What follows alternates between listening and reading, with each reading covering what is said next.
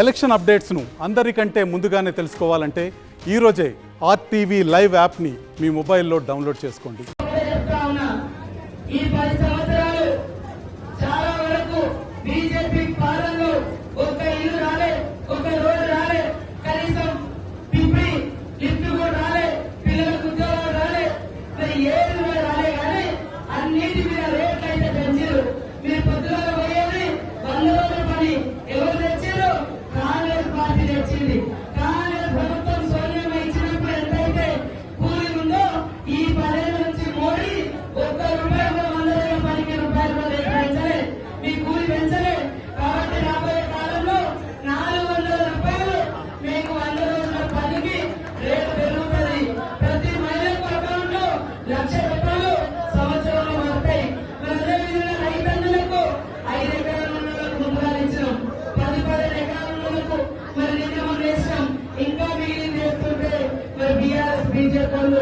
కేసులు పెట్టి election commission ఇచ్చారు.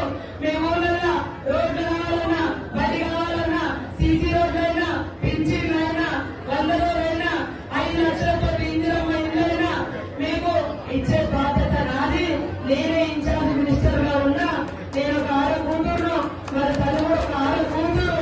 మనల్ని నమ్ముకొని ఆమె టీచర్ నౌకరి కూడా రాజీనామా చేసి వచ్చింది.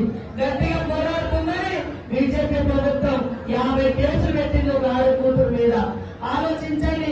ఇక్కడికి వచ్చిన నాయకులందరూ కూడా దయచేసి సాయంత్రం నుంచి ప్రతి ఇంటికి వెళ్ళండి. ఎవరికన్నా మరి 200 యూనిట్ల కరెంటు అది రాకుండా, లేదా అకౌంట్లలో 500 గ్యాస్ సిలిండర్ రాకుండా ఆధార్ కార్డు కానీ 20 నెంబర్ తక్కువ కానీ చూడండి. ఎలక్షన్ కూడా అయిపోగానే అందరికీ ఇందిరమ్మ ఇల్లు, అర్హులందరికీ పింఛన్లు వస్తాయి, రైతు బంధు పడతాయి, రుణమాఫీ 2 లక్షలు అయితే, అదే విధంగా గ్యాస్ సిలిండర్ పైసలు కూడా వస్తాయి. కరెంటు కూడా మీ అందరికీ ఫ్రీగా ఇస్తున్నాం. డబ్బాలు ఇచ్చే బాధ్యత మీది, ఊళ్ళలో పని చేసే బాధ్యత నాది. ఫండ్స్ ఇచ్చి ఊరు అభివృద్ధి చేసే బాధ్యత నాది. బీజేపీ 10 ఏళ్లలో గ్యాస్ ధర 5 ఏళ్ళ నుండి కాంగ్రెస్ ఉన్నప్పుడు 1200 పెంచింది. కానీ మీరు పోయే 100 రోజుల పనికి మాత్రం రూపాయి కూడా మీకు కూలి పెంచలేదు.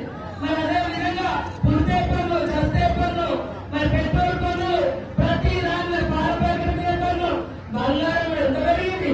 10 ఏళ్ల కింద ఎంత ఉండే, ఇప్పుడు ఎంత పెరిగింది. మరి అదే విధంగా పాల ప్యాకెట్ల మీద పన్ను, అన్నిటి మీద పన్నులు వేస్తారు. బీజేపీ పేదల ప్రభుత్వం కాదు. రాబోయే కాలంలో పిల్లలు చదువుకునే సీట్లు వస్తాయి, ఉద్యోగాలు వస్తాయి, అది కూడా రిజర్వేషన్ తీసేస్తా అంటారు. మరి రాజ్యాంగం మార్చేస్తా అంటున్నారు. కాబట్టి మన ఉమ్మడి ఆదిలాబాద్ జిల్లా, మన పార్లమెంట్ అభివృద్ధి చెందాలంటే ఆత్రం సున్నా చేకూర్పు కొట్టేయండి. మీ ఊర్లలో ఏ పనున్నా మన నాయకులు వచ్చి చేస్తారు. నేను చేయిస్తానుగా తెలియజేస్తా ఉన్నా. అదేవిధంగా పత్రికా మీడియా సోదరులకు ఉత్తమ్ కుమార్ రెడ్డి గారు, మరి మన యొక్క మంత్రి గారితో మాట్లాడినాం. ఇక్కడ కోత ఎవరైతే వడ్ల కోత పెడుతున్నారో అది సవ్యమైనటువంటి కాదు, అది గవర్నమెంట్ వ్యతిరేకము. కాబట్టి అలాంటి మిల్లర్ల మీద చర్యలు తీసుకుంటామని కూడా చెప్పమని ప్రత్యేకంగా నా ద్వారా చెప్పడం జరిగింది. కలెక్టర్లు కూడా ఎప్పటికప్పుడు ఏ మిల్లు వాళ్ళు మరి లోపలి వేదిక కూడా మరి లారీలో కూడా అలవాటు అయిపోయింది. ఇబ్బంది పెట్టు ధాన్యం కాదా రైతుల సంక్షేమమే మరి కాంగ్రెస్ ప్రభుత్వ ధ్యేయం. కాబట్టి ఎక్కడ కూడా కటింగ్ అనేది అది అఫీషియల్ కాదు, గవర్నమెంట్ ఒప్పుకోదు. తప్పు పని చేయొద్దని కూడా మిల్లర్లు తెలియజేస్తా ఉన్నాం. తడిసిన ధాన్యాన్ని కూడా మద్దతు ధర, మరి ఒరిజినల్ ధాన్యం ఎట్లుందో అదే ధర పెట్టి కొంటామని కూడా ఇందాకనే ఉత్తమ్ కుమార్ రెడ్డి గారు చెప్పడం జరిగింది. అక్కడక్కడ సంచులు ఏమనేది అంటున్నారు. సఫిషియెంట్ ఇచ్చినాం. ఎవరైనా అధికారులు అక్కడక్కడ కరెంటు తీసేస్తున్నారు, అక్కడక్కడ ప్రజలు ఇబ్బంది పెడతా ఉన్నారు. మరి అదేవిధంగా సంచులు ఉన్నా కూడా, బాధ్యతలు ఉన్నా కూడా కావాలని ఎవరైనా కొరత సృష్టిస్తే ఉద్యోగాల నుంచి పూర్తిగా తొలగించి మళ్ళీ తీసుకునే సమస్య ఉండదు. కాబట్టి ప్రజా సంక్షేమం కోసం రేవంత్ రెడ్డి పనిచేస్తున్నాడు, కాంగ్రెస్ ప్రభుత్వం పనిచేస్తుంది. దయచేసి మా అక్కలందరికీ ఇప్పటికే మీరు బీజేపీకి ఎమ్మెల్యే కేసీలు, ప్రతిసారి ఎంపీ కేసీలు, వాళ్ళ ప్రభుత్వం ఏం చేసిరంటే బీజేపీ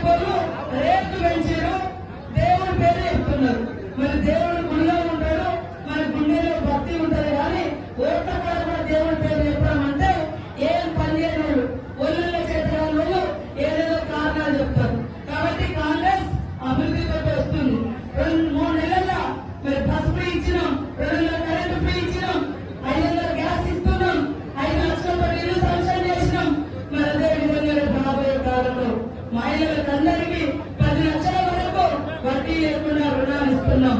మహిళలు ఎవరైనా గ్రూపులలో ఉండి చనిపోతే 10 లక్షల వరకు ఇన్సూరెన్స్ ఇస్తా ఉన్నాం.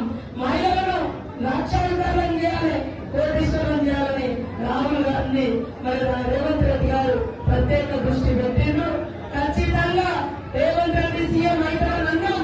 అయితే మీరు ఏలేదు మొన్న ఈసారి దయచేసి అందరూ చేయుతూ కొట్టేసి ఒక ఆడబిడ్డను గెలిపియండి. ప్రతి ఒక్క మహిళకు అకౌంట్లలో ₹1,00,000 వేసే బాధ్యత మాది. దయచేసి చేతి గుర్తు కొట్టేయండి. మీ పిప్పి లిఫ్ట్ కంప్లీట్ చేస్తాం. పెండింగ్ లో ఉన్నటువంటి పనులను కంప్లీట్ చేస్తాం. మన జిల్లాలకు యూనివర్సిటీ వస్తుంది. ఆదిలాబాద్ నుంచి ఆర్మూర్ వరకు రైల్వే లైన్ చేస్తాం. బాసరలో మరి కేంద్రీయ విద్యాలయం కూడా తీసుకొచ్చి పెట్టే బాధ్యత మాది. సీఎం గారు ఒప్పుకున్నారు.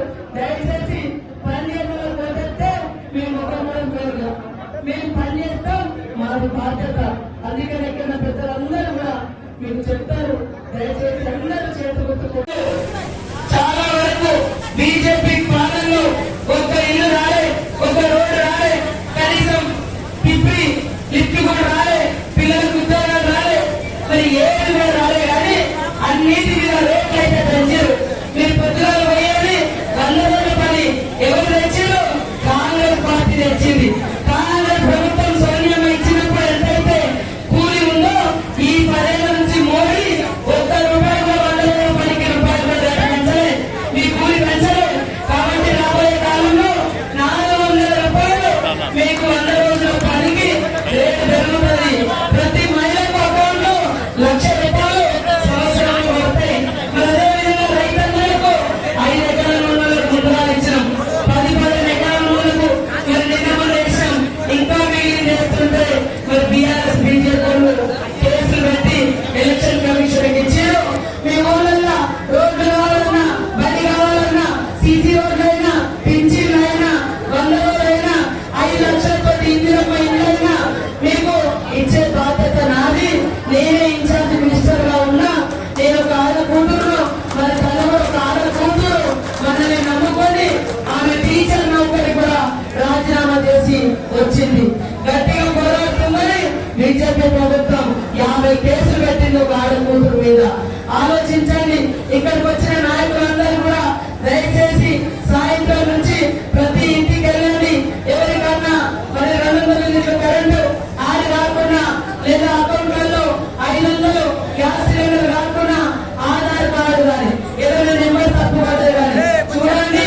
ఎలక్షన్ కూడా అయిపోగానే అందరికీ ఇందిరమ్మ ఇల్లు, అరువులందరికీ పింఛన్లు వస్తాయి, రైతు బంధు పడతాయి, రుణమాఫీ 2 లక్షలు అవుతాయి. అదే విధంగా గ్యాస్ సిలిండర్ పైసలు వస్తాయి. కరెంటు కూడా మీ అందరికీ ఫ్రీగా ఇస్తున్నాం. డబ్బాలు నింపే బాధ్యత మీది. ఊళ్ళల్లో పని చేసే బాధ్యత నాది. ఫండ్స్ ఇచ్చి ఊరు అభివృద్ధి చేసే బాధ్యత నాది. బీజేపీ 10 ఏళ్లలో గ్యాస్ ధర 5 ఏళ్ళ నుండి కాంగ్రెస్ ఉన్నప్పుడు 1200 పెంచింది. కానీ మీరు పోయే 100 రోజుల పనికి మాత్రం ₹1 కూడా మీకు కూలి పెంచలే. మరి అదే విధంగా పుడితే పన్ను, చస్తే పన్ను, మరి పెట్రోల్ పన్నులు, ప్రతి దానిలో పాల ప్యాకెట్ మీద పన్ను, బంగారం కూడా ఎంత పెరిగింది. 10 ఏళ్ల కింద ఎంత ఉండే, ఇప్పుడు ఎంత పెరిగింది. మరి అదే విధంగా పాల ప్యాకెట్ల మీద పన్ను, అన్నిటి మీద పన్నులు వేస్తారు. బీజేపీ పేదల ప్రభుత్వం కాదు. రాబోయే కాలంలో పిల్లలు చదువుకునే సీట్లు వస్తాయి, ఉద్యోగాలు వస్తాయి. అది కూడా రిజర్వేషన్ తీసేస్తా అంటారు. మరి రాజ్యాంగం మార్చేస్తా అంటున్నారు. కాబట్టి మన ఉమ్మడి ఆదిలాబాద్ జిల్లా, మన పార్లమెంట్ అభివృద్ధి చెందాలంటే ఆత్రం సుగుణ చేకూర్తు కొట్టేయండి. మీ ఊర్లలో ఏ పనున్నా మండలంలో మరి మన ముదోలి నియోజకవర్గంలో ఉన్నటువంటి చాలా మంది నాయకులందరూ కూడా పాల్గొన్నారు. రేపు మన 13వ తేదీన మనకి ఎలక్షన్లు ఉన్నాయి. భారతీయ జనతా పార్టీ వారు మన ఎలక్షన్ గెలిచారు. మరి ఏ పని చేస్తున్నారు అంటే మా ప్రభుత్వం ఇక్కడ లేదు, మేము ఏం చేసే పరిస్థితి అంటున్నారు. కేంద్ర ప్రభుత్వం ఉన్నటువంటి మోడీ గారు మన జిల్లాకు కానీ రాష్ట్రానికి కానీ ఏమైనా నిధులు ఇచ్చారా, ఒక ఫ్యాక్టరీ ఇచ్చారా? ఎక్కడ కూడా ₹1 కూడా ఇవ్వలేదు. పోయినసారి గెలిచిన ఎంపీ మన ప్రాంతానికి ముఖం కూడా కనపడలేదు. ₹1 కూడా మనకి ఇవ్వలేదు.